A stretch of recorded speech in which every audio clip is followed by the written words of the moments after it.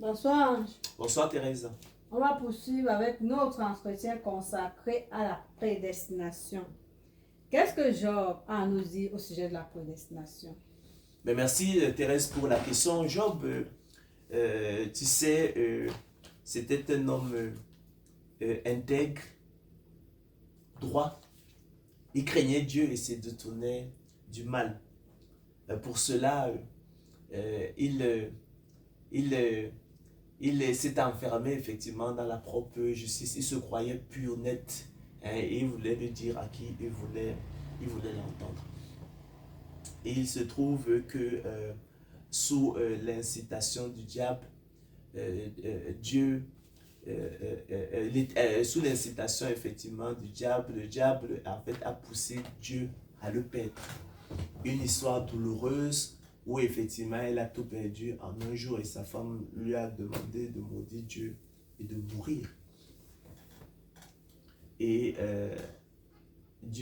Satan l'a couvert d'un ulcère. Après qu'il ait tout perdu, Satan l'a couvert d'un ulcère malin depuis le sommet de la tête jusqu'à la plante des pieds. Cette souffrance de Job en fait était incompréhensible. Mais au final, lui qui effectivement voulait contester avec Dieu, il voulait démontrer ce qu'il considérait comme son innocence. Au final, lorsque son œil vit Dieu, hein, il s'est repenti sur la poussière et sur la cendre. Il s'est condamné à lui-même de sa folie, hein, de vouloir obscurcir les voies de Dieu en parlant sans les comprendre, de merveilles qui les dépassent et qui ne conçoit même pas. L'histoire donc, c'est de dire effectivement que finalement en fait, lui n'est juste pas même un seul. Lui il se croyait juste, mais il ne l'était pas. Notre justice, elle ne vaut rien, ça n'est que de la boue. Cette voie-là, c'est la voie de Caïn, elle est réprouvée. Et il faut donc que nous reconnaissions effectivement notre misère spirituelle et que nous nous tournions plutôt vers la voie d'Abel. Nous nous tournions effectivement vers la justice sans les œuvres. Il n'y a que la justice sans les œuvres qui, elle, procède de la prédestination, qui puisse nous assurer le salut selon qu'il est écrit. La loi a été donnée par Moïse. La grâce et la vérité sont venues par Jésus-Christ. Donc, la vérité n'est pas associée à la loi qui est un leurre. Hein, c'est le mystère de la mort, le mystère de la malédiction, le mystère de la condamnation. C'est une quête sans fin et inutile. C'est la poursuite, en fait, du néant. Job, effectivement, en fin de parcours, s'en est rendu compte lorsque son œil vit Dieu. Il s'est repenti dans la poussière et dans la cendre. Il s'est condamné, effectivement, de sa présomption. Donc, au final, il a changé, effectivement, de couloir.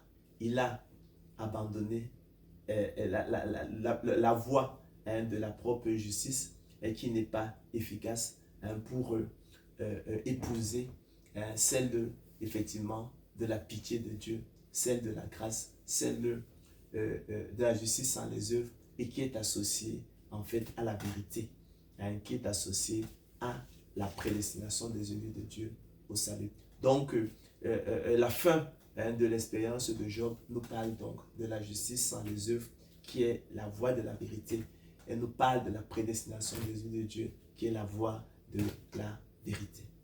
Voilà, Thérèse, ce que l'on peut dire au sujet effectivement de l'expérience de Job en rapport avec la justice sans les œuvres et la prédestination. Nous sommes là aussi dans l'Ancien Testament.